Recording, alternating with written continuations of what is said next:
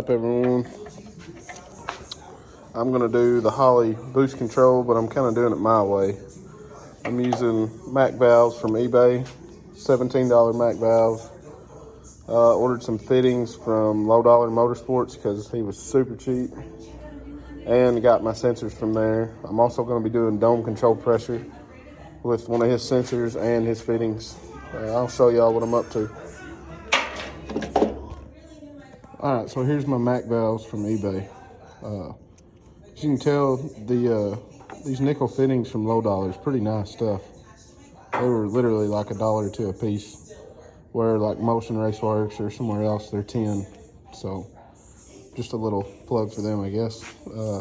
I did fancy them up and put weather pack connectors because that's what I have available to me, where I can just plug them in and out real easy.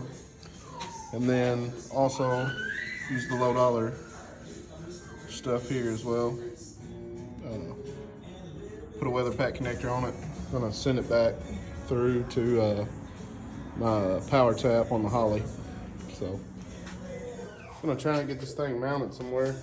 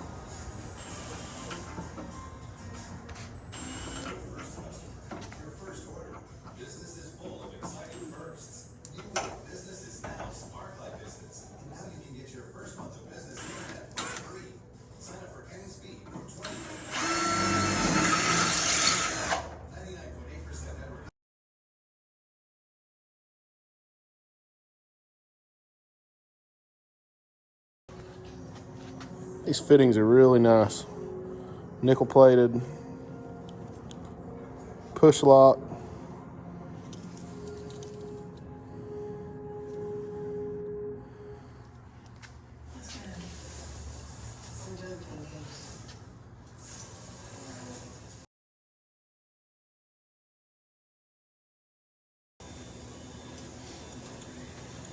I don't know if y'all can see that. Got a handful of wrenches, but drilled and tapped this turbo right here for my source pressure. And these fittings swivel. You can see where I have this mounted. Pretty nice stuff. Also got this 1/4 inch nylon hose from Low Dollar. From back in my lowrider days, I know that the cuts mean everything. It needs to be a good square, clean cut, or they will freaking leak every time, guaranteed.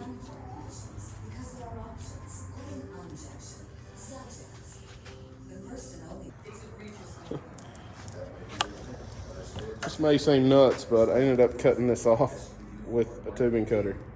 And I don't know if you can tell, it doesn't look near as good on the screen as it does in person. It looks way better than a razor blade cut.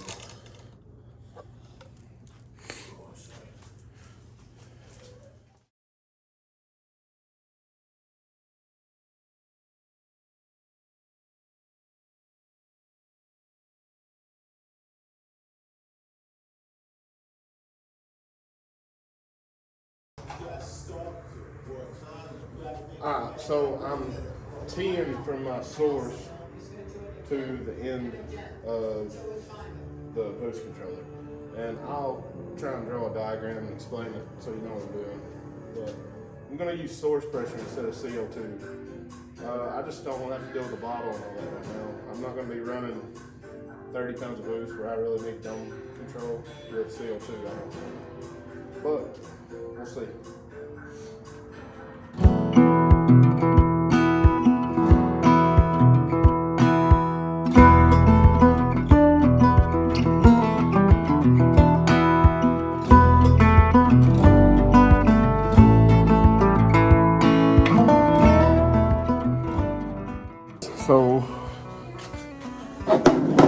Oops. Have my solenoids mounted there. You can see that, all right, bottom of the wastegate is to the number 1 port on the first valve. And then the top of the wastegate, which is the dome pressure, is to the middle. So basically, this valve increases, this valve decreases. So this side over here, since it's a 3-port valve, will vent, and that's where excess boost will go. So plus boost, minus boost, and the Holley will control every bit of this with inputs and outputs. So also here, I'm running from the turbo, so this is source all the way up, and it's teed to the bottom of the wastegate and to pressurize for boost. So the boost plus the spring can beat whatever is on the bottom of the wastegate. I'm doing this because I don't want to run CO2, and I don't see a lot of people doing it like this, but it can be controlled like this. So we're gonna test it out. So I'm using all weather pack stuff. That way I can plug and unplug it. You can get this stuff anywhere at O'Reilly's or Summit Racing. I bought it, a kit off Amazon. So it's really good stuff, makes it easy, and makes it super clean. So.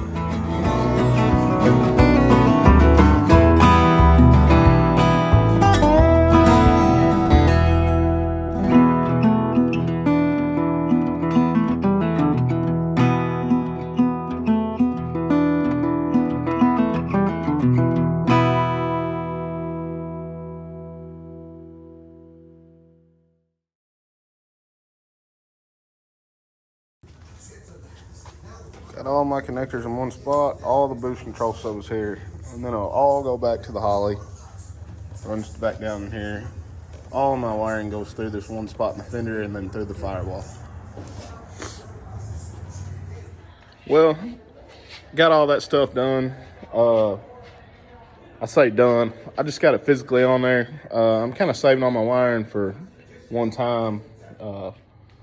I know I hadn't been posting as many videos, man, life's just busy, I'm really trying to get this thing done for the end of the month. Don't mind me chewing on a zip tie, it's great, I'm sure it's healthy. I've upgraded the car, I just haven't posted a bunch about it. I should have recorded more and I didn't, but we are going to dual 380 liter per hour pumps. We have a set of Snake Eater 1500 cc injectors, and they're the Multec 2 type. So I believe on Instagram he called it the Impossible Injector, but it's pretty cool because it's the truck style injector, but it's 1500 cc, so I don't have to change anything on my rail, my wiring, anything, because my harness was made for Multec injectors. And as you can see, there it is. If I can get it out, these are straight from Snake Eater. Man, these are like 400 bucks. Sorry, there you go. Anyways, pretty cool. I'm excited to use them. And I guess the big deal is we're swapping the E85, boys. I'm trying to go fast. So, tired of talking about it, I'm gonna be about it. So that's why I'm upgrading. Should be pretty cool. We'll keep y'all filled in. Hopefully be doing some testing this week. Maybe I'll video some of it. Alright, so I moved my tank to the left side. Have my battery on the right. Kind of a little weight distribution. I'll show you what I got going on here. Got a dash 10 pre-filter. All dash 10 fittings that wire into two 300 liter per hour pumps. And then wires from dash 8. And I used all aluminum fittings. Another post filter. And then that's dash 8 all the way up to the fuel rail with a dash 6 return. And I know some people might freak out with the aluminum line in E85, but I don't know. I'm going to run 93 a bunch. E85 will just be for the track, so I don't feel like it's going to be an issue. Got all my wiring run up through there. I'm going to tidy it up a little bit, and that's about it. I have one more thing.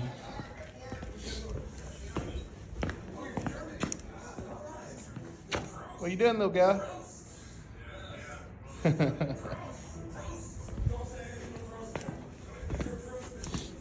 Alright, then up front here on the rail, I have the fuel pressure sensor, and then I also got a flex fuel sensor from Pace Performance. I'm waiting on my harness from Sloppy that ties directly into the power tap on the Holley, and that'll just be a plug and play deal almost.